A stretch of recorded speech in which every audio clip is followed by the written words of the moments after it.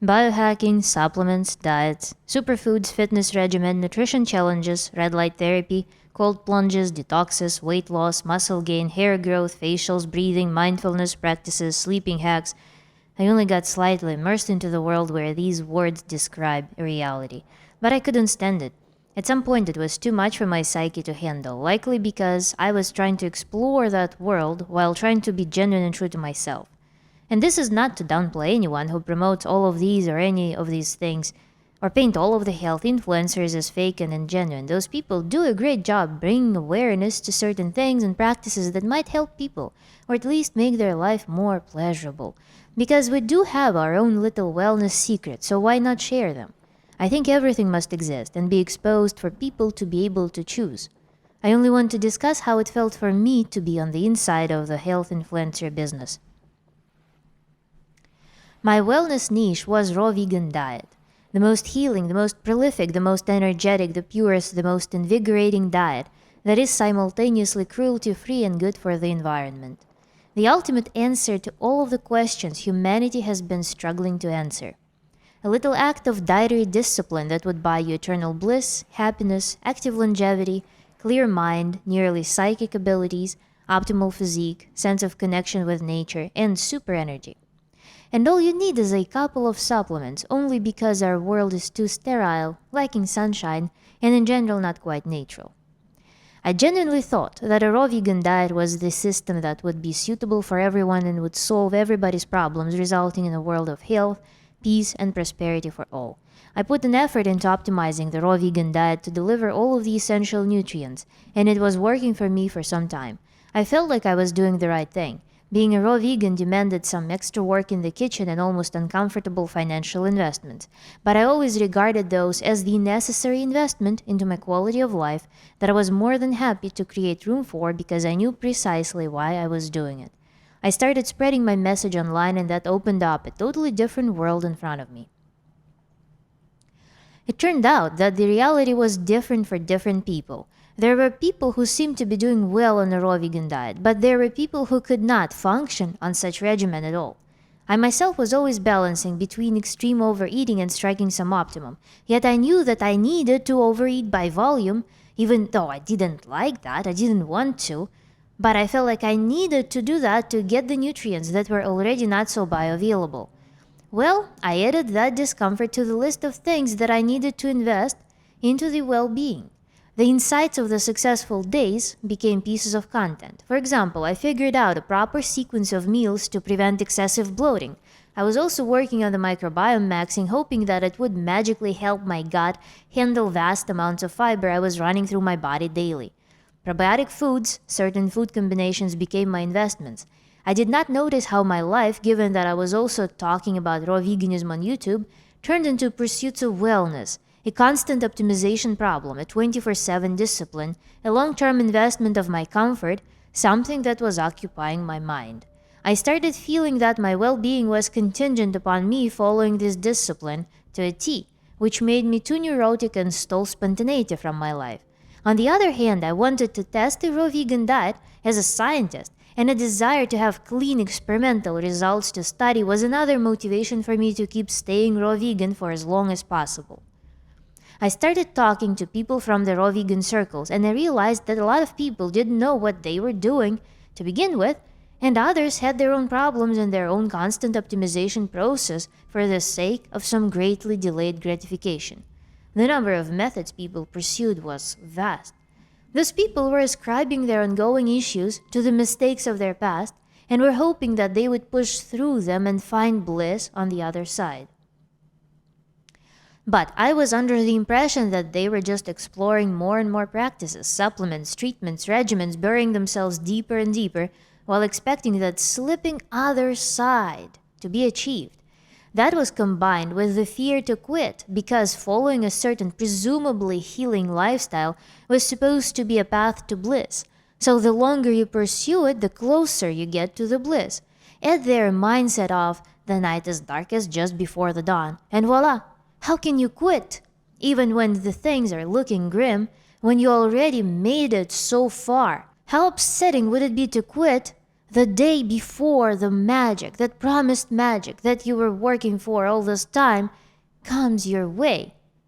On the flip side, a plethora of issues to tackle on the way to achieving the most perfect state of self was opening vast business and content possibilities. The soil is depleted, hence the supplements. They can be natural, holistic, raw vegan, fermented and cultured from wild exotic plants, or good old forgotten or prohibited humble superfoods that you refer to as they don't want you to know about this plant.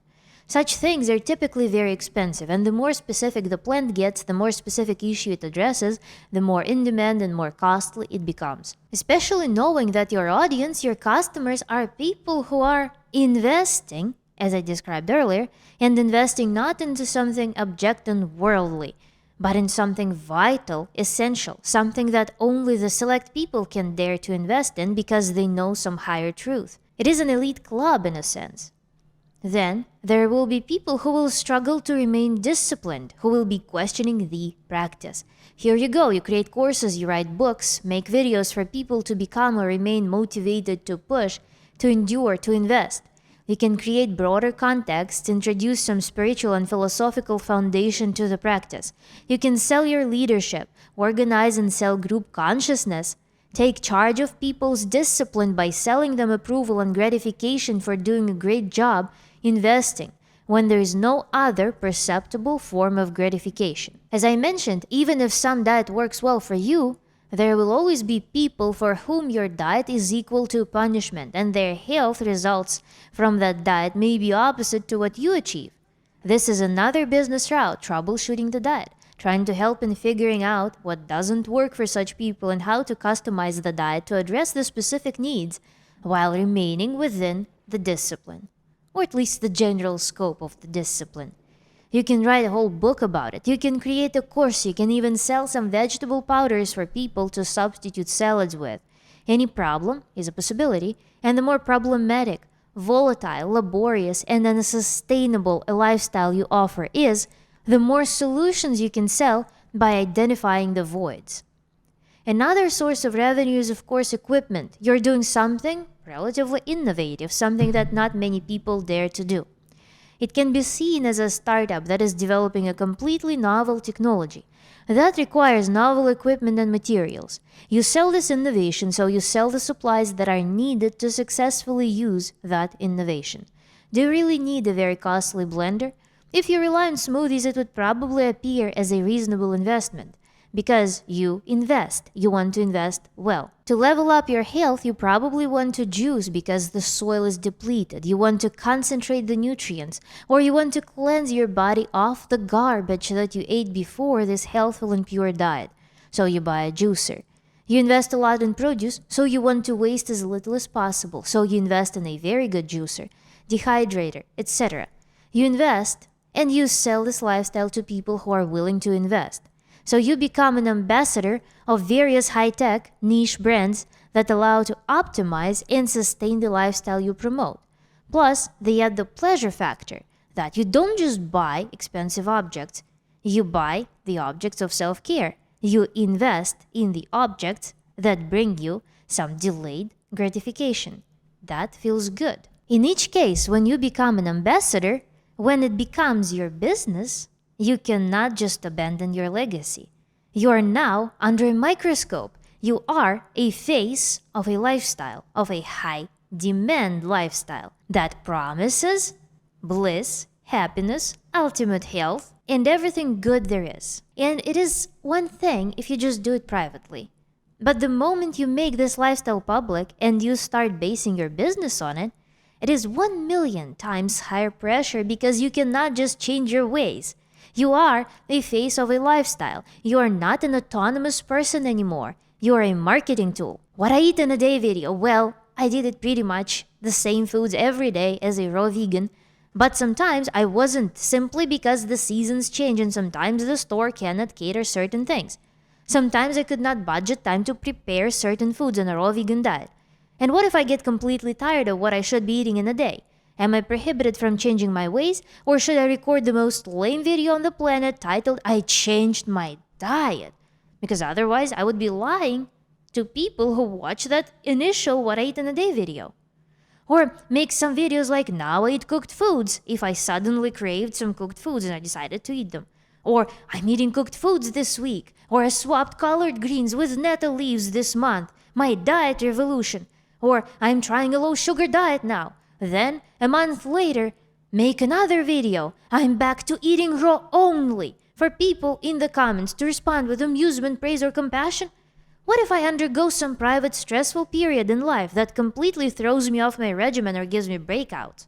I need to justify those breakouts because I'm the face of the ultimate health. I healed breakouts by going on a raw vegan diet. Or do I need to miss out on a couple of weeks of worth of content and just hide myself? Your body does not belong to you anymore because your body and your face are an advertisement banner of your business.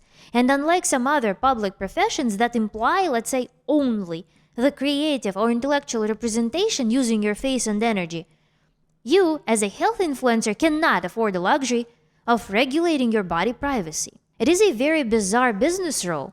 You're both the owner and the tool of your business. So you must balance between choosing what is best for your business and what is best for you personally, because you are endorsing and selling a specific, particular, pretty restricted lifestyle. In some circumstances, health influencers face an uncomfortable choice between their business possibilities and gains and their integrity. This is where we observe the origin of steroid users, Chigans who sell supplements, and animal rights virtue signaling objects. We notice the introduction of camera blur, Instagram filters, and videography mastery, conveniently kept secret plastic surgeries and other cosmetic interventions, camera quality of Nokia 7650, and so on. You need, no matter what, you need to sell youth, wellness, high vibes, impeccable body, captivating aesthetics of food, self-care, wealth, and happiness at all cost, while remaining within the lifestyle that brings you money. Okay, if you don't feel quite well, tell the consumers that you deviated from your perfect discipline a week ago and ate a waffle, and now you need to cleanse. It makes a perfect and relatable plot to sell the products and services through, because your audience more than anything wants to do the same and deviate from a strict discipline, and they will be happy to find out that this and this bentonite powder and green alkalizing smoothie blend can exculpate them from the consequences of that one sinful restaurant meal that they couldn't resist. And they can purchase those using your link to get a 15% discount. If you don't feel quite well, just tell your audience that you entered a detox. And this is why there are zits on your face and you're tired and sleepy. Most people feel this way on an average day on a vegan diet after a few years of following it anyway, so they will have a moment of eureka through hearing about your experience. It must be a detox. It doesn't mean that I need to change my lifestyle. It only means that I need to purchase more self-care products. Perfect. I can stay within my comfort zone and do something pleasant for once and satisfy my consumer demands. You, in turn, generated a great relatable piece of content. You can sneak some associated products in it to sell. It will also generate a large amount of comments, win-win-win. But these are all business victories, yet you remain when the camera is off. You, as a human, going through all of this is the foundation of your business. You yourself become a Dorian Gray portrait for your own business. But how intoxicating and addictive those commercial victories and the trash of growth are. Are you a good enough actor for that? The dark truth is that even your audience who comes to you to fuel their belief through your public leadership and endorsement will not see the problems with you as long as they believe. They believe in that lifestyle. The same way they will not be able to notice the problem with themselves induced by a certain discipline, partially because they already invested way too much into it, just as you did. This is where you face a test of how much you value being honest to yourself. This is the moment when you get seduced to sell your soul, as it is usually expressed in pop culture. This is where I chose to be honest, because otherwise it would be unbearably hard and resource costly for me. I could not, just ethically, I could not afford promoting a lifestyle that I found to be dysfunctional, while, for example, taking measures to not live that lifestyle anymore, change my ways, but still promote that lifestyle. Neither I could afford to keep pushing being on that lifestyle, trying to find some band-aids within that lifestyle. I denounced the idea of selling a certain particular lifestyle because I realized that things can change very quickly. And while I am in charge of my business and not vice versa, I want to embrace this fluidity of life. Of course, I will likely always support eating whole foods and moving around, living an active and creative, socially fulfilling life. But I wouldn't want to erect narrow boundaries and preach them again. Everyone has periods of winter of life, periods of being lost and needing some different approaches. Then we face periods of real renaissance of our life. We fall in love. We suddenly rejuvenate and find some new meanings. We go through life in the ever-changing world and unexpected circumstances. We even don't know what to expect from ourselves sometimes because we change. And no practice should become a form of escapism, as I believe it is vital to remain in the world, to feel the pulse of life, to allow the emotions and feelings to be sparked, to listen to ourselves and respect our needs before anything else. To me, this understanding makes it impossible to trade my entire life for a fantasy of having ultimate control over my life, to the extent that this fantasy of mine could become a solid, long-lived product to sell. And I surely know that it is a fantasy because I saw it from all sides.